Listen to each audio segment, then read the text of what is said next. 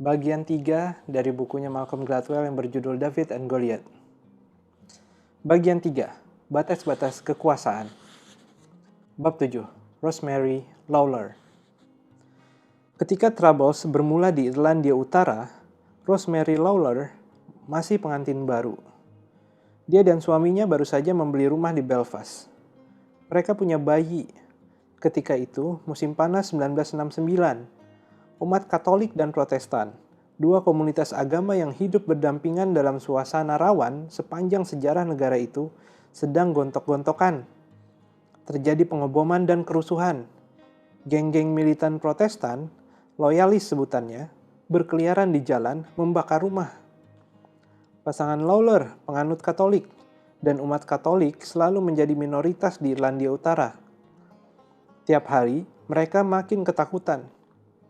Kata Lawler, pernah aku pulang malam dan ada tulisan di pintu "Takes out". Takes itu kata hinaan untuk orang Katolik Irlandia, atau "No Pope here". Satu malam, kami beruntung ada bom di halaman belakang, dan bom itu tidak meledak. Ku ketok pintu rumah tetangga, dan aku sadar dia sudah pergi. Hari itu, aku sadar ada banyak orang yang pergi. Jadi waktu suamiku Terry pulang kerja, aku tanya, "Terry, ada apa ini?" Dan dia bilang, "Kita dalam bahaya." Kami meninggalkan rumah malam itu. Kami nggak punya telepon. Dulu belum ada telepon genggam. Kami berjalan keluar. Aku takut sekali. Aku menaruh anakku di kereta bayi.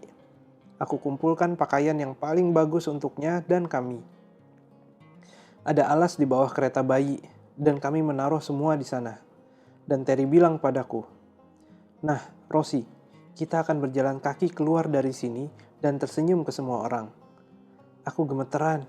Aku masih remaja baru menikah, baru 19 tahun, baru punya bayi, dunia baru, dan hidup baru.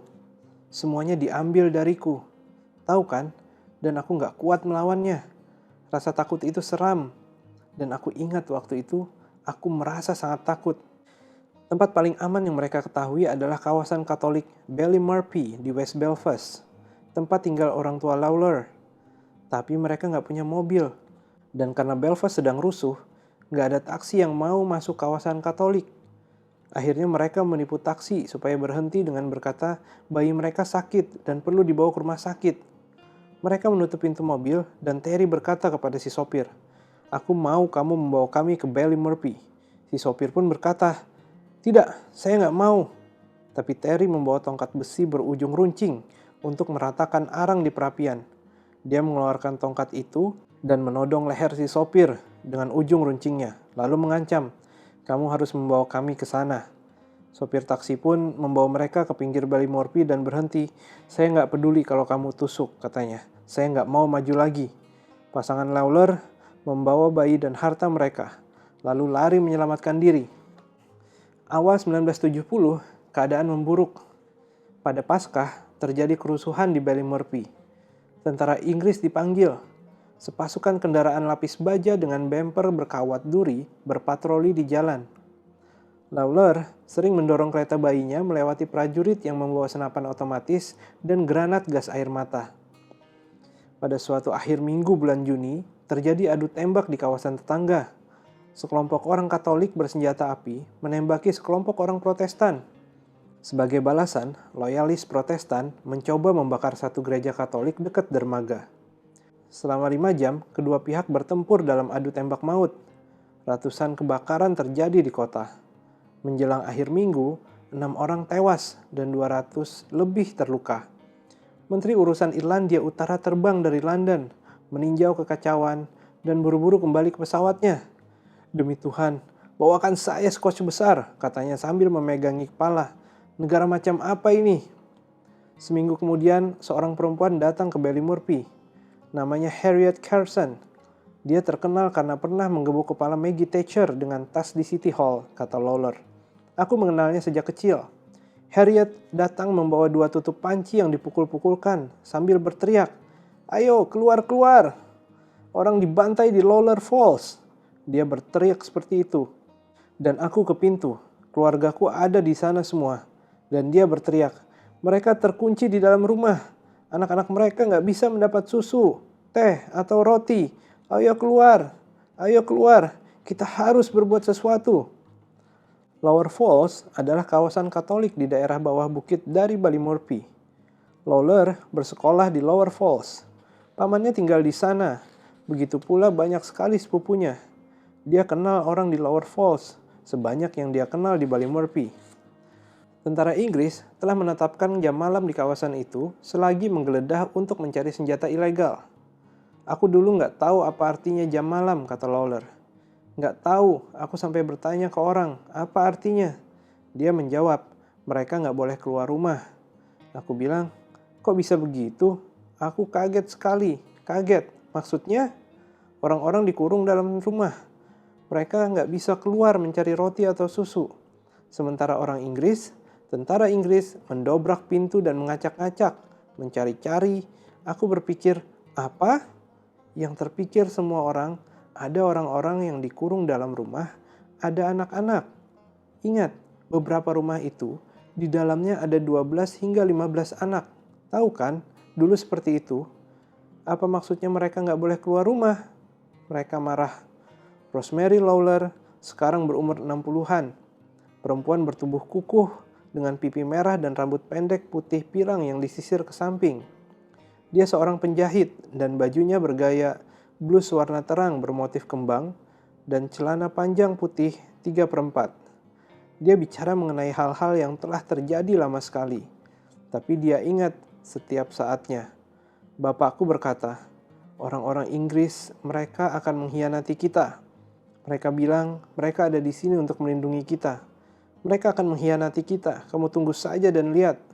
Dan dia 100% benar, mereka mengkhianati kami, dan jam malam itu permulaannya.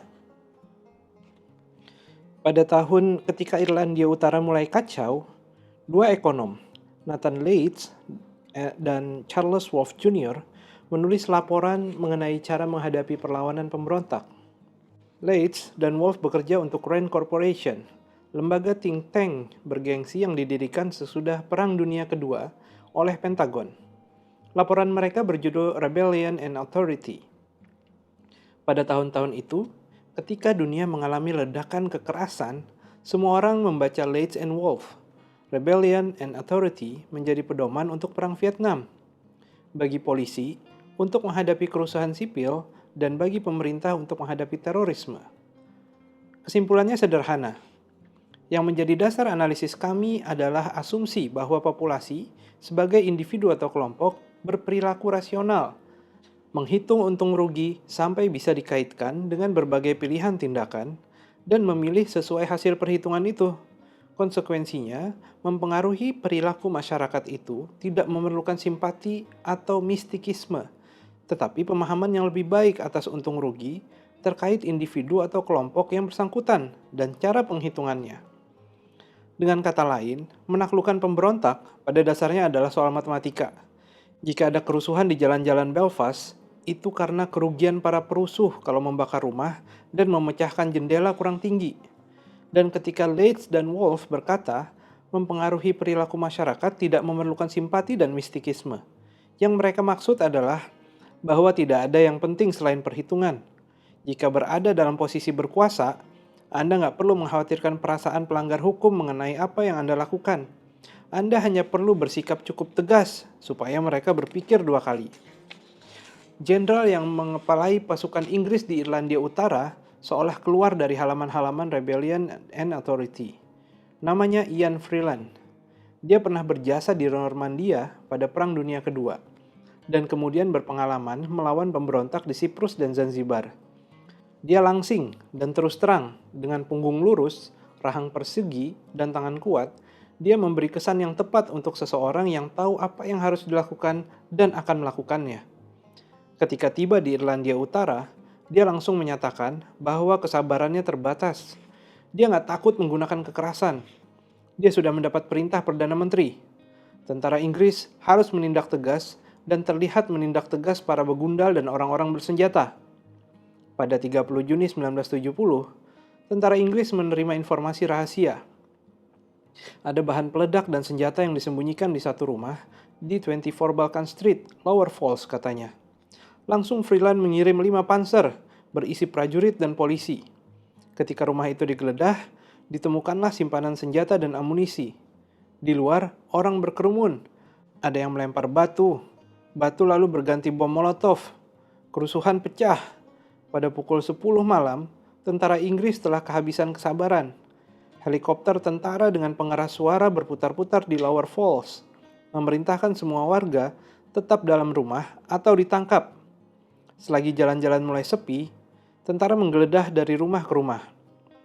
Yang membangkang langsung dihajar keras.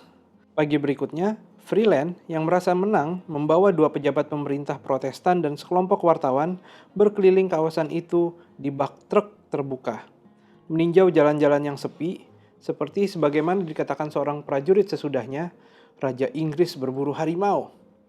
Tentara Inggris pergi ke Irlandia Utara dengan niat baik. Polisi setempat kewalahan dan mereka hadir untuk membantu sebagai penjaga perdamaian antara 2 kelompok yang berperang di Irlandia Utara. Irlandia Utara bukan negeri jauh yang asing. Mereka berada di negeri sendiri dengan bahasa dan budaya sendiri.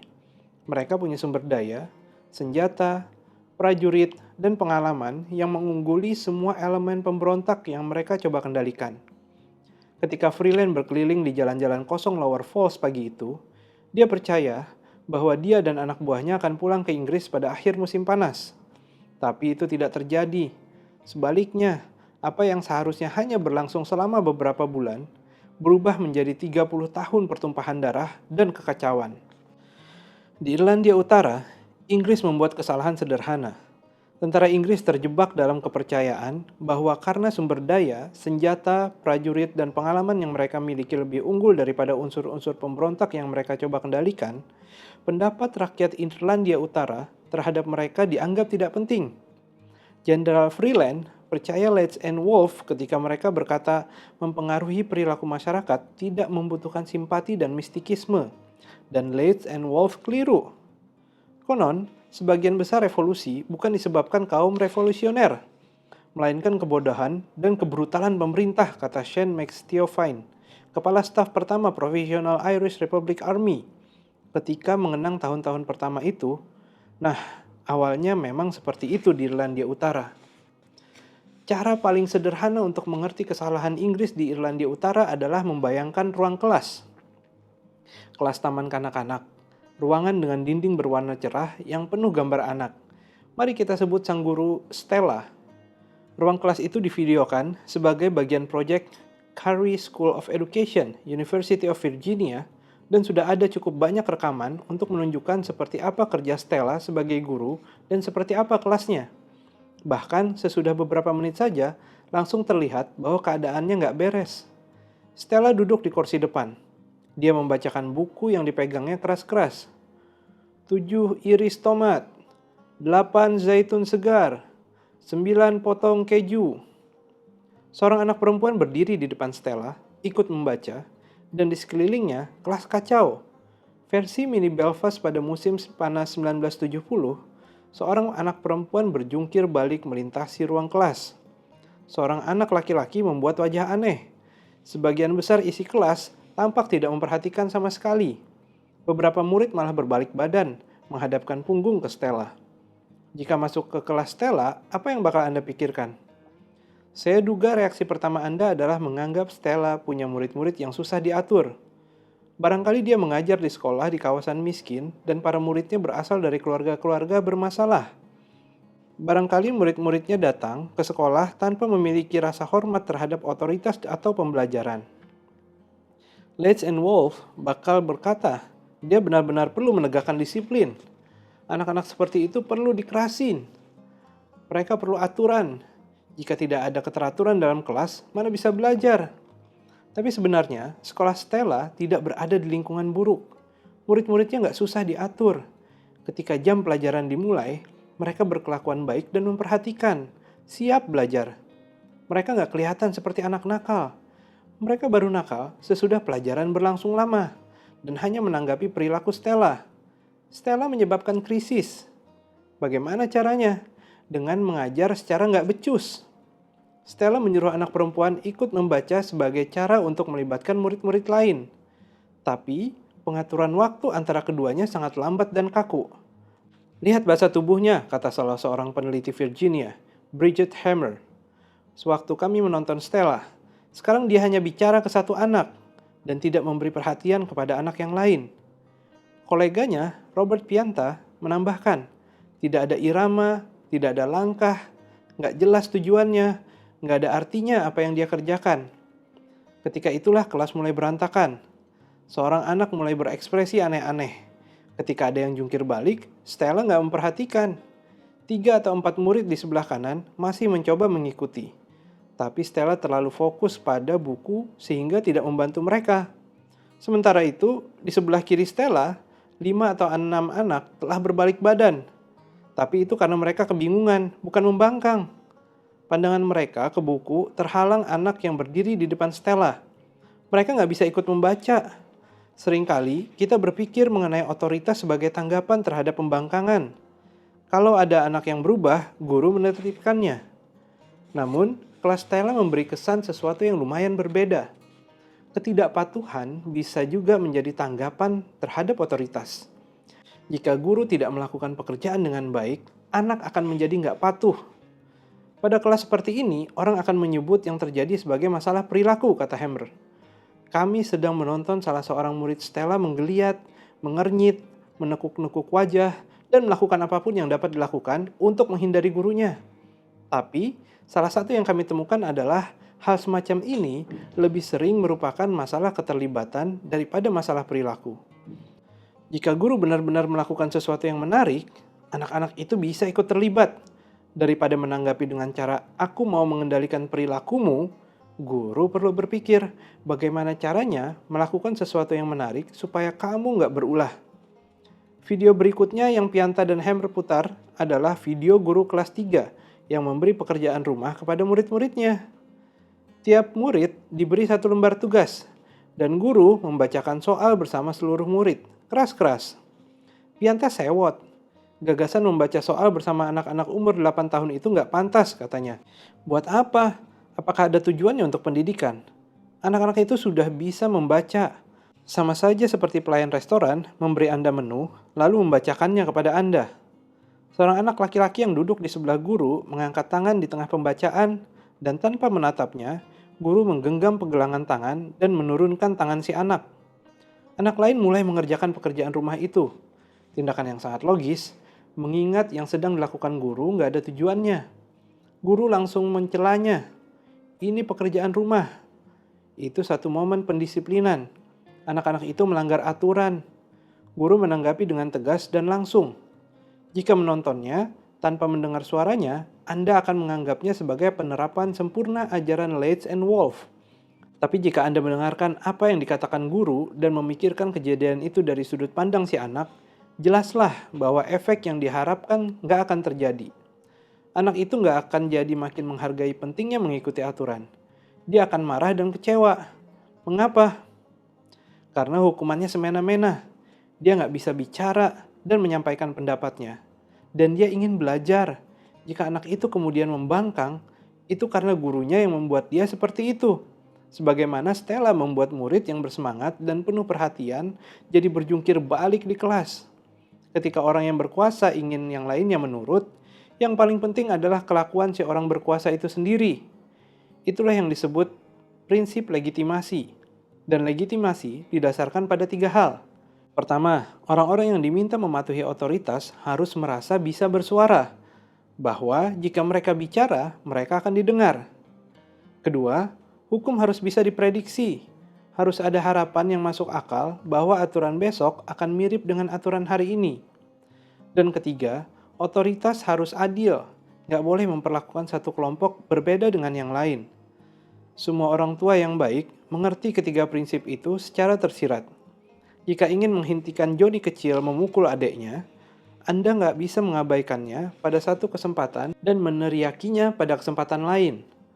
Anda nggak boleh memperlakukan adiknya dengan berbeda ketika adiknya memukul Joni. Dan jika Joni bilang dia tidak memukul adiknya, Anda harus memberinya kesempatan menjelaskan. Cara Anda menghukum sama penting dengan tindakan menghukum itu sendiri. Itulah sebabnya cerita Stella tidak mengherankan. Semua orang pernah berada dalam kelas, tahu bahwa guru perlu meraih rasa hormat dari para murid. Namun, yang lebih sukar dimengerti adalah pentingnya prinsip-prinsip yang sama dalam hukum dan keteraturan. Kita kenal orang tua dan guru kita. Jadi masuk akal kalau legitimasi itu penting di rumah atau di sekolah. Tapi keputusan untuk merampok bank atau menembak orang tampaknya masuk kategori yang amat berbeda kan? Itulah yang dimaksud Leeds dan Wolf ketika mereka berkata bahwa melawan penjahat dan pemberontak tidak memerlukan simpati dan mistikisme.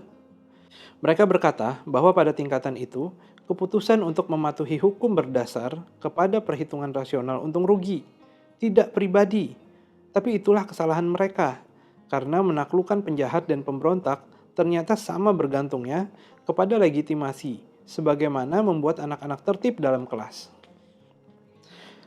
Saya akan memberikan satu contoh. Contohnya melibatkan satu percobaan yang telah berlangsung beberapa tahun belakangan di kawasan Brownsville di New York City. Brownsville dihuni sekitar 100.000 orang, terletak di bagian timur Brooklyn, di sebelah rumah-rumah batu coklat elegan Park Slope, dan sinagoh-sinagoh Crown Heights. Selama seabad lebih Brownsville telah menjadi salah satu pojok New York City yang paling miskin. Ada 18 proyek perumahan umum di Brownsville, lebih banyak daripada bagian lain New York City, dan proyek-proyek itu mendominasi cakrawala. Blok demi blok bangunan bata dan beton polos yang suram. Sementara angka kejahatan di New York City turun dramatis selama 20 tahun belakangan.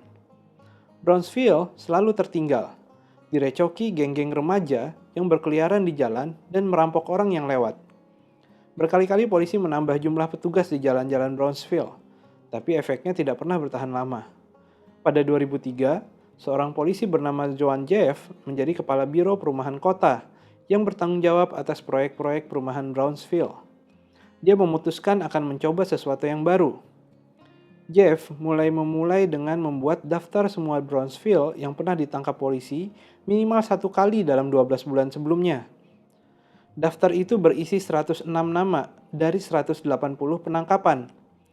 Asumsi Jeff adalah siapapun yang ditangkap karena merampok barangkali sudah melakukan antara 20 sampai 50 tindak kejahatan lain yang tidak diketahui polisinya. Jadi berdasarkan dugaan itu, 106 remaja bermasalah itu bertanggung jawab atas sampai 5.000 tindak kejahatan pada tahun sebelumnya. Lalu dia membentuk satu gugus tugas polisi dan menyuruh mereka menghubungi tiap orang dalam daftar. Kami bilang kepada mereka, kamu masuk program, Jeff menjelaskan. Dan programnya adalah, kami akan memberi pilihan kepadamu. Kami mau berbuat apa saja supaya kamu bisa kembali sekolah, lulus, membantu keluarga, dan mencari tahu apa yang diperlukan di rumah. Kami akan memberikan kesempatan kerja, kesempatan sekolah, bantuan kesehatan, semuanya yang bisa kami berikan. Kami mau kerjasama denganmu, tapi kejahatan harus berhenti. Dan kalau tidak berhenti dan kamu ditangkap dengan alasan apapun, kami akan membuatmu terus di penjara. Saya nggak peduli sekecil apapun pelanggarannya, kami akan membereskanmu. Programnya bernama JRIP, Juvenile Robbery Intervention Program, atau Program Intervensi Rampok Remaja. Tidak ada yang rumit di program itu, setidaknya di permukaan. JRIP adalah pemolisian modern standar berintensitas tinggi. Jeff menempatkan gugus tugas JRIP di satu trailer di tempat parkir proyek perumahan, bukan di kantor polisi. Dia memberikan semua alat pengawasan kepada tim JRIP. Mereka membuat daftar kawasan sasaran JRIP, orang-orang yang pernah tertangkap bersama para remaja di daftar.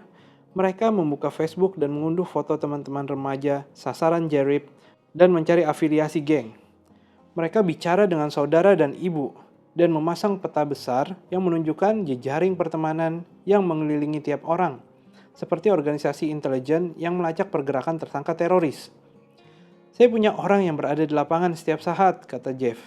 Jadi, kalau ada sasaran JRIP yang ditangkap, saya bisa mengirim satu tim kalau perlu. Saya nggak peduli apakah kejadiannya di Bronx atau tengah malam. Harus ada konsekuensi yang berat. Mereka harus tahu apa yang akan terjadi. Harus cepat kalau ditangkap, mereka akan melihat wajah saya. Dia melanjutkan, saya bilang ke mereka, kamu bisa membanting pintu kalau saya datang ke rumah. Tapi saya akan bertemu denganmu di jalan. Saya akan menyapamu. Saya akan tahu segalanya tentang kamu. Kamu pergi dari Brooklyn ke Bronx. Saya tahu kamu naik kereta apa saja. Kami bilang ke seseorang, Johnny, datanglah ke kantor Jerry besok. Lalu Johnny datang dan kami bilang, kamu ditangkap di Bronx kemarin malam. Ada surat panggilan pengadilan untukmu. Dia bilang, apa? Kamu bersama Raymond Rivera dan Mary Jones. Kok tahu? Mereka mulai berpikir kami ada di mana-mana. Karena sudah mengumpulkan berkas-berkas tiap orang. Kami akan menunjukkan apa yang sudah kami punya. Kami akan bilang, ini semua temanmu. Ini informasi tentang kamu, ini foto-foto kamu. Kami tahu kamu bagian dari rencana ini. Kami tahu kamu mungkin anggota kelompok itu. Kami tahu duniamu. Kami mulai mempelajari di mana mereka seharusnya sekolah. Siapa teman-teman mereka di sekolah. Kalau mereka nggak sekolah, kami ditelepon. Jadi, tim Jerip saya keluar dan membangunkan mereka dan berkata, ayo bangun. Tapi itu hanya sebagian strategi Jeff. Dia juga melakukan hal-hal yang nggak tampak seperti strategi pemolisian biasa. Misalnya, dia menghabiskan banyak waktu mencari jenis petugas yang tepat dan menjadi anggota gugus tugas. Saya nggak bisa menempatkan sembarang polisi di sana, katanya. Terdengar lebih seperti pekerja sosial daripada kepala polisi. Saya harus punya polisi yang sayang anak. Saya harus punya polisi yang nggak punya sedikit pun sifat negatif. Dan punya kemampuan membantu mendorong anak-anak ke arah yang benar. Untuk memimpin grup itu, akhirnya Jeff memilih David Glassberg, mantan petugas bagian narkotika yang ramah dan punya anak. Jeff juga terobsesi sejak awal untuk bertemu keluarga para sasaran Jerip. Dia ingin mengenal mereka. Ternyata sangat sulit. Pertama-tama, dia mencoba mengirim surat ke semua rumah, mengundang keluarga-keluarga itu datang ke pertemuan di gereja. Tak seorang pun datang. Lalu Jeff dan timnya mendatangi tiap rumah. Lagi-lagi mereka tidak mendapatkan apa-apa. Akhirnya kami pergi ke setiap keluarga, 106 anak, katanya. Mereka bilang, jangan masuk ke rumahku, dengan disertai kata-kata yang kotor. Terobosan akhirnya terjadi berbulan-bulan, sesudah program mulai berjalan. Ada satu anak, kata Jeff. Dia menyebut nama samaran anak itu Johnny Jones. Dia anak nakal. Waktu itu dia berumur 14 tahun atau 15 tahun. Dia tinggal bersama seorang kakak perempuan berumur 17 atau 18 tahun. Ibunya tinggal di Queens. Ibunya membenci kami. Tidak ada orang yang bisa kami jangkau. Lalu pada November tahun pertama program 2007, Dave Glassberg datang ke kantor saya hari Rabu sebelum Thanksgiving. Dia bilang, semua orang dalam tim menyumbang. Dan malam ini kami membelikan makan malam Thanksgiving untuk Johnny Jones dan keluarga.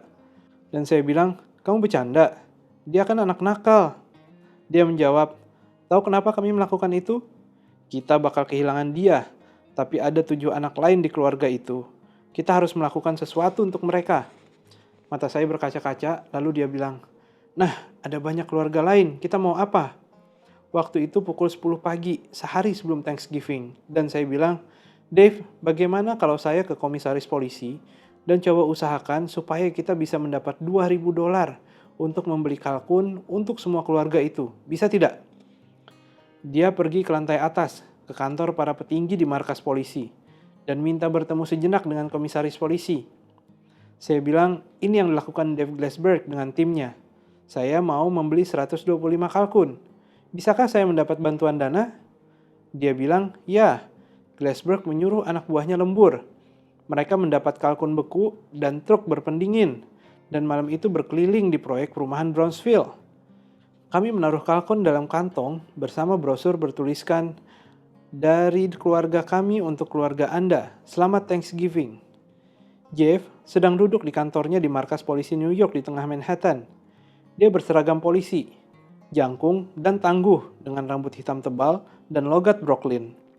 Kami mengetuk pintu, dia melanjutkan. Mama atau nenek membuka pintu dan bilang, Johnny, ada polisi. Seperti itu. Saya bilang, hey Miss Smith, saya kepala polisi Jeff. Kami punya sesuatu untuk Thanksgiving Anda. Kami cuma mau bilang, selamat Thanksgiving. Dan mereka menjawab, ada apa ini? Lalu, ayo silakan masuk, sambil menarik kami masuk ke apartemen mereka yang panas. Lalu, Johnny, sini, ada polisi. Lalu ada banyak orang lari ke sana kemari saling peluk dan menangis. Tiap keluarga, saya mendatangi 5, berpelukan dan menangis. Dan saya selalu mengatakan hal yang sama. Saya tahu, kadang kalian bisa membenci polisi. Saya mengerti itu. Tapi saya cuma ingin kalian tahu. Biarpun kelihatannya kami mengganggu dengan mengetuk pintu kalian, kami peduli. Dan kami benar-benar ingin kalian bisa merayakan Thanksgiving. Nah, mengapa Jeff sangat terobsesi bertemu dengan keluarga para sasaran J-Rip? Karena dia tidak menganggap polisi di Brownsville dipandang punya legitimasi. Di seantero Amerika, banyak orang kulit hitam yang pernah dipenjara. Angkanya seperti ini. 69% laki-laki kulit hitam yang tidak lulus sekolah menengah atas kelahiran tahun 70-an pernah dipenjara. Brownsville penuh dengan laki-laki kulit hitam yang tidak lulus sekolah menengah atas. Artinya, hampir semua remaja bermasalah di daftar Jeff punya kakak, ayah, atau sepupu yang pernah dipenjara. Jika ada sebanyak itu orang dalam kehidupan Anda yang pernah dipenjara, apakah hukum masih terlihat adil? Apa kelihatannya Anda bisa berbicara dan didengar? Jeff menyadari ketika dia datang ke Brownsville bahwa polisi dipandang sebagai musuh, dan jika polisi dianggap musuh, bagaimana mungkin dia bisa membuat remaja berumur 15 atau 16 tahun yang sudah mulai merampok dan mencuri kembali ke jalan yang benar? Bisa saja dia mengancam mereka dengan beratnya konsekuensi kalau tertangkap melakukan kejahatan. Tapi mereka remaja yang keras kepala dan suka membangkang, dan sudah terbawa gaya hidup kriminal. Apakah mereka mau mendengarkannya? Dia mewakili lembaga yang telah menjebloskan ayah, kakak, dan sepupu mereka ke penjara. Dia perlu meraih kembali rasa hormat dari masyarakat. Dan untuk melakukan itu, dia perlu bantuan keluarga para sasaran J-Rip. Kata-katanya pada Thanksgiving. Saya tahu kadang kalian membenci polisi. Saya mengerti itu. Tapi saya cuma ingin kalian tahu, biarpun kelihatannya kami mengganggu dengan mengetuk pintu kalian, kami peduli. Dan kami benar-benar ingin kalian bisa merayakan Thanksgiving. Itu adalah permohonan legitimasi. Dia mencoba membuat keluarga-keluarga yang telah banyak berhadapan dengan hukum, kadang bahkan selama beberapa generasi, melihat bahwa hukum bisa berada di pihak mereka juga. Sesudah keberhasilan dengan kalkum, Jeff memulai hadiah mainan pada hari Natal. Gugus tugas J-Rip mulai bermain basket dengan para remaja sasaran. Mereka mengajak para remaja itu makan sushi. Mereka mencoba mencarikan pekerjaan pada musim panas.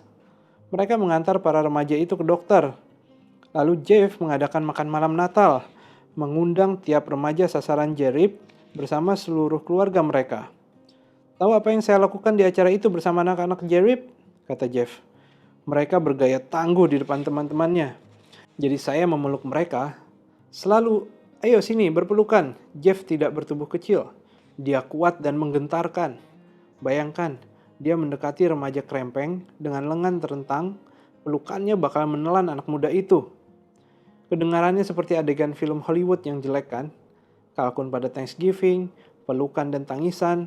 Alasan kebanyakan kepolisian di dunia tidak mengikuti Jeff adalah karena apa yang dia lakukan tidak kelihatan benar. Johnny Jones anak yang nakal. Membelikan makanan dan mainan untuk orang-orang seperti dia tampaknya adalah bentuk terburuk pemanjaan liberal. Jika kepala polisi di kota Anda mengumumkan di tengah gelombang kejahatan yang besar bahwa dia akan memeluk dan memberi makan keluarga para penjahat, Anda akan melongo kan? Nah, lihat apa yang terjadi di Brownsville. Ketika Leeds and Wolf menulis bahwa mempengaruhi perilaku masyarakat tidak memerlukan simpati dan mistikisme, maksud mereka adalah kekuasaan negara tidak terbatas. Jika ingin menegakkan keteraturan, tidak perlu mengkhawatirkan apa pendapat mereka yang diperintah. Pemerintah berada di atas mereka, tapi Leeds and Wolf terbalik memandangnya. Jeff membuktikan bahwa yang berkuasa harus memperhatikan bagaimana pihak lain memandangnya, bahwa yang memerintah sangat rentan terhadap pendapat pihak yang diperintah. Itulah kesalahan Jenderal Freeland di Lower Falls. Dia tidak memandang melalui mata orang seperti Rosemary Lawler. Dia pikir dia sudah mengakhiri perlawanan ketika berkeliling jalan-jalan sepi Lower Falls seperti Raja Inggris yang berburu harimau. Andai mau mampir ke jalan-jalan Ballymurphy, tempat Harriet Carson memukul-mukul tutup panci dan berseru, "Ayo keluar, keluar, orang dibantai di Lower Falls," dia bakal sadar bahwa perlawanan baru dimulai. Bulan Juli di Irlandia Utara adalah puncak musim unjuk rasa, ketika para loyalis Protestan di sana mengadakan parade untuk merayakan kemenangan masa lalu mereka atas minoritas Katolik. Ada parade gereja, parade gerbang, bendera, dan aula, parade band perayaan, serta parade band suling, darah dan geledek, dan tendang paus. Ada parade band berperalatan perak, parade bagpipe, parade akordeon, parade dengan peserta mengenakan selempang, jas hitam, dan topi bowler. Ada ratusan parade yang melibatkan puluhan ribu orang, yang tiap tahun berpuncak pada aksi besar 12 Juli untuk memperingati kemenangan Raja William III atau William Van Orange dalam pertempuran Boyne 1690 yang membuat kaum Protestan berhasil menguasai Irlandia Utara. Pada malam sebelum tanggal 12 Juli, peserta aksi di seluruh Irlandia Utara mengadakan pesta di jalan dan membuat api unggun raksasa. Ketika api berkobar besar, mereka akan membakar lambang sesuatu. Dulu seringkali yang dibakar adalah boneka paus atau seorang pejabat Katolik lokal yang dibenci. Inilah salah satu nyanyian 12 Juli, senada dengan lagu Clementine. Build a bonfire, build a bonfire. Stick a Catholic on the top, put the Pope right in the middle, and burn the fucking lot. Irlandia Utara bukan negara besar. Kota-kotanya padat dan sempit. Dan selagi para loyalis berparade tiap musim panas, mengenakan topi dan selempang, dan membawa suling, mereka pasti melewati kawasan tempat tinggal orang-orang yang kekalahannya mereka rayakan. Pusat West Belfast Katolik berjarak hanya beberapa menit jalan kaki dari pusat West Belfast Protestan. Di Belfast, ada tempat-tempat di mana rumah orang Katolik saling memunggungi rumah orang Protestan. Saking dekatnya, tiap rumah memasang teralis besi tinggi di halaman belakang untuk menangkis batu atau bom Molotov yang dilempar tetangga belakangnya. Pada malam sebelum 12 Juli, ketika para loyalis menyalakan api unggun di berbagai tempat di kota, orang-orang di kawasan Katolik bakal mencium asap, mendengar nyanyian, dan melihat bendera mereka dibakar. Pada musim unjuk rasa, kekerasan selalu terjadi di Irlandia Utara. Salah satu insiden yang memulai Troubles terjadi pada 1969, sebuah kerusuhan 2 hari akibat parade melewati kawasan Katolik. Ketika para peserta parade pulang, mereka mengamuk di jalan-jalan. West Belfast membakar banyak rumah. Adu tembak pada musim panas berikutnya yang sangat menguji kesabaran Freeland juga terjadi selama parade Protestan. Bayangkan, tiap musim panas veteran tentara Amerika dari negara-negara bagian utara berparade di jalan-jalan Atlanta dan Richmond untuk merayakan kemenangan zaman dulu pada Perang Saudara Amerika.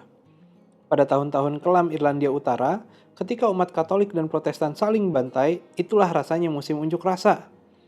Ketika penduduk Lower Falls keluar sore itu dan melihat tentara Inggris mendatangi tempat tinggal mereka, mereka masih berharap melihat hukum dan keteraturan ditegakkan di Belfast. Tapi mereka juga ingin melihat bagaimana hukum dan keteraturan bakal ditegakkan. Dunia mereka tidak nampak adil. Tanggal 12 Juli, hari pembakaran bendera mereka atau boneka paus di api unggun raksasa, tinggal beberapa hari.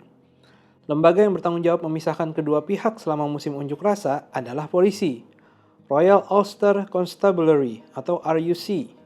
Tapi hampir seluruh anggota RUC adalah Protestan. RUC termasuk pihak lawan. RUC nyaris tidak melakukan apa-apa untuk menghentikan kerusuhan pada musim panas sebelumnya. Pengadilan yang diadakan pemerintah Inggris memutuskan sesudah loyalis Protestan membakar banyak rumah, bahwa para petugas RUC telah gagal melakukan tindakan yang efektif. Para wartawan yang hadir melaporkan bahwa para loyalis mendatangi polisi dan mencoba meminjam senjata. Salah satu alasan tentara Inggris didatangkan ke Irlandia Utara adalah untuk menjadi penengah yang tidak memihak antara Protestan dan Katolik. Tapi Inggris adalah negara dengan mayoritas penduduk Protestan atau Anglikan. Jadi umat Katolik Irlandia Utara yang terpojok menganggap simpati para prajurit akan terarah ke pihak Protestan. Ketika satu aksi besar loyalis bergerak melewati Ballymurphy pada Paskah sebelum pemberlakuan jam malam, para prajurit Inggris berdiri di antara pengunjuk rasa dan penduduk sebagai pemisah. Tapi para prajurit berdiri menghadap penduduk Katolik di trotoar dan membelakangi loyalis. Seolah-olah mereka menganggap tugas mereka adalah melindungi loyalis dari Katolik dan bukan melindungi Katolik dari loyalis. Jenderal Freeland mencoba menegakkan hukum di Belfast. Tapi dia perlu bertanya kepada diri sendiri dulu, apakah dia punya legitimasi untuk menegakkan hukum? Dan kenyataannya tidak. Dia bertanggung jawab atas lembaga yang dipercaya umat Katolik Irlandia Utara. Dengan alasan kuat, sepenuhnya bersimpati kepada orang-orang yang membakar rumah teman dan kerabat mereka pada musim panas sebelumnya. Dan ketika hukum diterapkan tanpa legitimasi, hasilnya bukan kepatuhan, hasilnya adalah kebalikannya. Hasilnya adalah perlawanan. Teka-teki besar Irlandia Utara adalah mengapa Inggris butuh waktu lama sekali untuk menyadari itu. Pada 1969, Troubles menyebabkan 13 orang tewas, 73 kasus penembakan, dan 8 pengeboman. Pada 1970, Freeland memutuskan akan bertindak tegas terhadap perusuh bersenjata api, memperingatkan bahwa siapapun yang melempar bom Molotov akan ditembak. Apa yang terjadi? Ahli sejarah Desmond Hamill menulis, IRA membalas dengan mengatakan mereka akan menembak prajurit kalau orang Irlandia ditembaki. Protestan Ulster Volunteer Force atau satuan paramiliter ekstrim dan ilegal ikut-ikutan menawarkan menembak seorang Katolik sebagai pembalasan atas tiap prajurit yang ditembak IRA. Times mengutip seorang warga Belfast yang mengatakan, siapapun yang tidak bingung di sini berarti tidak benar-benar mengerti apa yang sedang terjadi. Tahun itu, 25 orang tewas. Terjadi 213 kasus penembakan dan 155 kasus pengeboman. Inggris bersikeras dan bertindak semakin tegas. Dan pada 1971, 184 orang tewas dan terjadi 1020 pengeboman dan 1756 penembakan. Lalu Inggris menetapkan batas. Tentara menerapkan kebijakan internir atau internment. Hak sipil Irlandia Utara dibatasi. Negara itu dibanjiri pasukan, dan tentara mengumumkan bahwa siapapun yang dicurigai melakukan tindakan terorisme dapat ditangkap dan dipenjara, tanpa batas waktu, tanpa tuduhan atau pengadilan. Banyak pemuda Katolik ditangkap dalam masa internir, sehingga di kawasan seperti Ballymurphy, kakak, ayah, dan sepupu tiap orang dipenjara. Jika ada sebanyak itu orang dalam hidup Anda yang dipenjara, apakah hukum masih tampak adil? Apakah bisa diprediksi? Apakah kelihatannya Anda bisa bicara dan didengar? Keadaan memburuk. Pada 1972, terjadi 1.495 penembakan, 531 perampokan bersenjata, 1.931 pengoboman, dan 497 orang tewas. Satu dari 497 yang tewas itu adalah seorang remaja 17 tahun bernama Eamon. Eamon adalah adik Rosemary Lawler. Eamon muncul di depan pintu rumahku, kata Lawler. Dia bilang, aku sebenarnya mau menginap 1-2 hari. Dan ku bilang, kalau begitu menginap saja. Eamon bilang, Mama bakal marah, dia akan ngamuk. Lalu dia bercerita kepadaku dan suamiku bahwa dia diganggu tentara Inggris. Tiap kali dia keluar rumah, di setiap tikungan, kemanapun dia pergi, mereka mencegat dan mengancamnya. Apakah Eamon sebenarnya ikut IRA? Rosemary Lawler tidak tahu. Dan dia bilang itu nggak penting. Kami semua tersangka di mata mereka, dia melanjutkan. Seperti itulah, dan Eamon ditembak oleh prajurit Inggris. Dia dan temannya sedang merokok, lalu ada tembakan. Eamon kena. Dia sempat bertahan 11 minggu. Dia meninggal pada 16 Januari, umur 17,5 tahun. Dia mulai mencucurkan air mata. Ayahku nggak pernah bekerja di dermaga lagi. Ibuku hancur patah hati. Kejadiannya 40 tahun yang lalu, tapi masih terasa menyakitkan. Lawler ketika itu seorang ibu muda, menjalani kehidupan yang dia harapkan normal di Belfast modern. Lalu, dia kehilangan rumahnya, dia diancam dan diganggu. Kerabatnya di kaki bukit dikurung di rumah mereka. Adiknya ditembak dan tewas. Dia tidak menginginkan atau meminta semua itu, dan juga tidak dapat mengerti apa yang terjadi. Itu dulu kehidupanku. Kehidupan yang baru, katanya. Lalu aku dipaksa menerima semuanya. Dan ku bilang, ini gak benar, tahu kan? Orang-orang yang bersekolah bersamaku, rumah mereka dibakar. Tentara Inggris yang datang untuk melindungi kami malah mengkhianati kami, merusak dan mengacak-acak. Aku jadi kacau. Aku nggak sembarangan bilang gitu. Aku jadi begitu karena tidak bisa diam saja di rumah sementara semua ini terjadi. Aku nggak bisa menjadi ibu rumah tangga biasa. Orang menyebutnya troubles, dia melanjutkan. Tapi sebenarnya perang. Tentara Inggris ada di sana dengan kendaraan lapis baja dan senjata. Kami hidup di medan perang. Tentara Inggris datang dengan semua yang bisa dipakai untuk memukul jatuh kami. Dan kami seperti boneka karet. Kami akan meloncat berdiri lagi. Jangan salah, kami kesakitan kalau jatuh. Banyak orang sakit hati. Aku lama sekali menderita karena marah.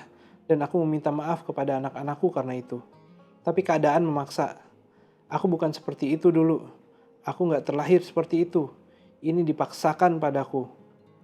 Ketika anak buah Jenderal Freeland mendatangi Lower Falls, yang pertama dilakukan warga adalah mengungsi ke St. Peter's Cathedral, gereja Katolik setempat. Ciri khas Lower Falls, seperti banyak kawasan Katolik West Belfast lainnya, adalah keberagaman. St. Peter's merupakan jantung kawasan itu. 400 orang hadir pada misa di St. Peter's pada hari kerja biasa. Orang terpenting di komunitas adalah pastor setempat. Dia tampil, dia menemui para prajurit. Penggeledahan harus dilakukan dengan cepat, katanya, atau keributan akan terjadi. 45 menit berlalu, dan para prajurit muncul kembali membawa hasil penggeledahan.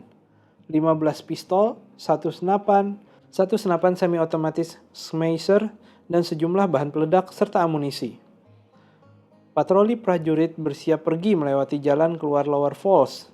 Namun, massa sudah berkumpul, dan selagi panser-panser tentara berbelok, sejumlah pemuda berlari maju dan menimpuk para prajurit dengan batu. Prajurit berhenti. Massa marah. Para prajurit membalas dengan gas air mata. Massa semakin marah. Batu diganti bom molotov. Lalu bom molotov diganti peluru. Seorang supir taksi berkata, dia melihat orang membawa senapan semi-otomatis ke Balkan Street. Para perusuh mendirikan rintangan untuk memperlambat pergerakan tentara. Satu truk dibakar, menutup ujung jalan. Para prajurit menembakkan gas air mata lebih banyak, sampai terbawa angin keluar Lower Falls. Massa makin marah lagi. Mengapa patroli itu berhenti? Mengapa nggak jalan terus saja? Jangan berlama-lama di sana, begitu kata pastor. Si pastor kembali ke prajurit dan membujuk mereka lagi. Jika mau menghentikan serangan gas air mata, katanya, dia akan meminta massa berhenti melempar batu. Para prajurit nggak mau mendengar. Mereka diperintahkan untuk bertindak tegas dan terlihat tegas terhadap perusuh bersenjata. Pastor berbalik menghadap massa. Selagi dia berbalik, para prajurit kembali menembakkan gas air mata. Wadah gas air mata jatuh di dekat kaki pastor dan dia terhuyung-huyung di jalan, berpegangan di jendela rumah orang sambil menggap-menggap.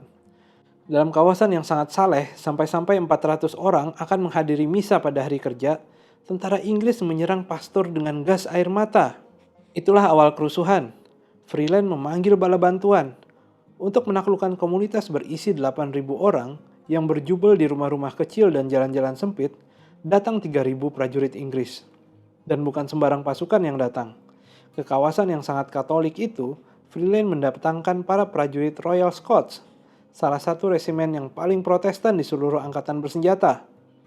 Helikopter tentara terbang di atas, memerintahkan warga agar masuk rumah dengan pengeras suara. Rintangan ditaruh di tiap jalan keluar. Jam malam diberlakukan dan penggeledahan sistematis dari rumah ke rumah dijalankan. Para prajurit berumur 20-an awal yang masih jengkel karena dilempari batu dan bom molotov.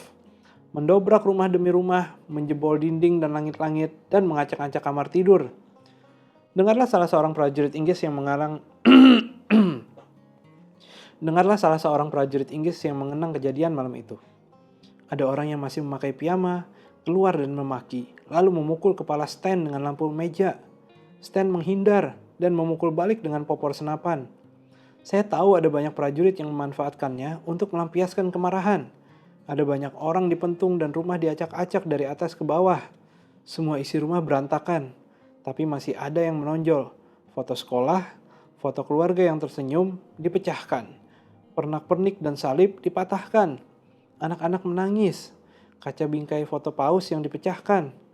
Makanan yang belum selesai dimakan, dan kertas dinding yang jelek, mainan warna-warni, bunyi TV dan radio, piring bercat, sepatu, orang yang didesak ke dinding, saya merasa seperti penjajah. 337 orang ditangkap malam itu, 60 cedera. Charles O'Neill, seorang veteran angkatan udara yang cacat, tergilas Panzer Inggris sampai tewas. Selagi mayatnya tergeletak di tanah, salah seorang prajurit mendorong seseorang yang berada di dekatnya dengan tongkat dan berkata, "Ayo pergi bajingan Irlandia, yang mati belum cukup banyak." Seorang laki-laki bernama Thomas Byrne ditembak prajurit di Falls Road pada pukul 8 malam ketika dia berdiri bersama teman yang sedang menutup jendela tokonya dengan papan. Ketika adik perempuannya datang untuk mengambil jenazahnya, si adik diberitahu bahwa Thomas Burns seharusnya tidak berada di luar pada waktu itu. Pada pukul 11 malam, seorang laki-laki tua bernama Patrick Elliman yang menyangka keributan sudah berakhir, keluar dengan mengenakan sandal rumah dan pakaian tidur untuk berjalan-jalan sebelum tidur. Dia tewas di berondong tembakan tentara. Begini cerita mengenai kematiannya. Malam itu, tentara Inggris mendobrak dan bercokol di rumah orang yang mereka tembak. Sementara adik perempuannya diusir ke rumah kakak laki-lakinya yang lain di jalan yang sama.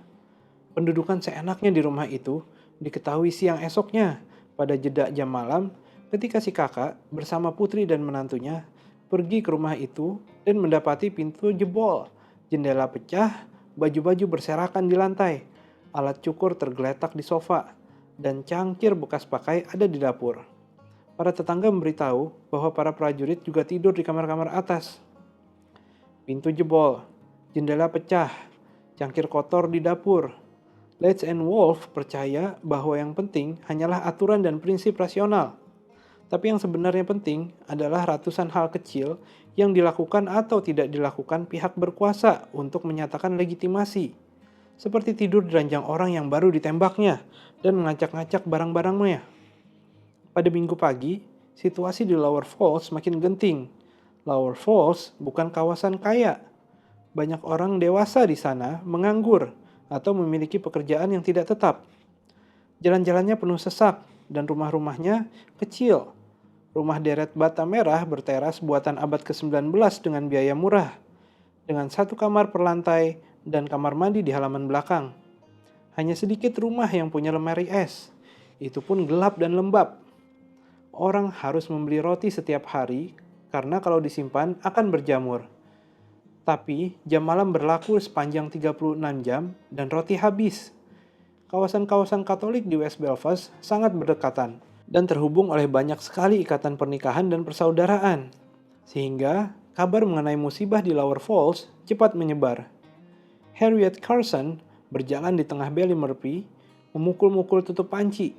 Kemudian datanglah seorang perempuan bernama Mare Drum. Dia membawa pengeras suara. Drum berteriak, "Ayo keluar, isi kereta bayi kalian dengan roti dan susu. Anak-anak di sana belum makan." Para perempuan mulai berkumpul. 2 orang, 4 orang, 10, 20, sampai akhirnya berjumlah ribuan. Beberapa masih memakai roll rambut dan syal penutup kepala, kenang Lawler. Kami bergandengan tangan dan menyanyi, "We shall overcome someday." Kami turun ke kaki bukit. Lawler melanjutkan, suasananya tegang. Tentara Inggris berjaga dengan helm dan senjata, siap siaga. Pentungan mereka dikeluarkan. Kami berbelok ke Grosvenor Road, bernyanyi dan berteriak. Saya pikir tentara Inggris kaget. Mereka nggak percaya ada ibu-ibu membawa kereta bayi datang menantang. Saya ingat satu prajurit Inggris yang ada di sana menggaruk-garuk kepala, lalu bilang, "Harus kita apakan ibu-ibu ini? Apakah kita siap menghadapi kerusuhan?" Lalu kami berbelok ke Slade Street, tempat sekolahku. Tentara Inggris ada di sana. Mereka keluar dari sekolah dan terjadi perkelahian. Rambut kami dijambak, kami didesak ke dinding. Oh iya, mereka memukul kami. Dan kalau jatuh, harus cepat bangun lagi supaya tidak diinjak. Mereka brutal. Saya ingat berdiri di atas mobil dan mengawasi keadaan di depan. Lalu saya lihat ada orang dengan muka belepotan krim cukur dan baru memakai tali celana. Dan mendadak para prajurit berhenti memukuli kami. Orang itu adalah komandan pos jaga Slade Street. Boleh jadi dia satu-satunya orang yang masih berpikir waras di pihak Inggris pada hari itu. Satu-satunya yang mengerti parahnya insiden yang terjadi. Sekelompok prajurit bersenjata berat memukuli sekelompok ibu-ibu yang mendorong kereta bayi untuk memberi makan anak-anak Lower Falls. Dia menyuruh anak buahnya berhenti. Jadi rombongan masih bergerak dan barisan belakang tidak tahu ada apa di depan. Lawler melanjutkan, mereka terus datang. Banyak yang menangis. Orang mulai keluar rumah, menarik kami masuk karena banyak sekali yang terluka. Begitu semua orang mulai keluar rumah, tentara Inggris nggak bisa menguasai keadaan lagi. Semua orang keluar, ratusan orang seperti efek domino. Kalau satu jalan penuh orang, di jalan sebelahnya pintu-pintu rumah terbuka. Lalu di jalan sebelahnya lagi, tentara Inggris menyerah. Mereka angkat tangan.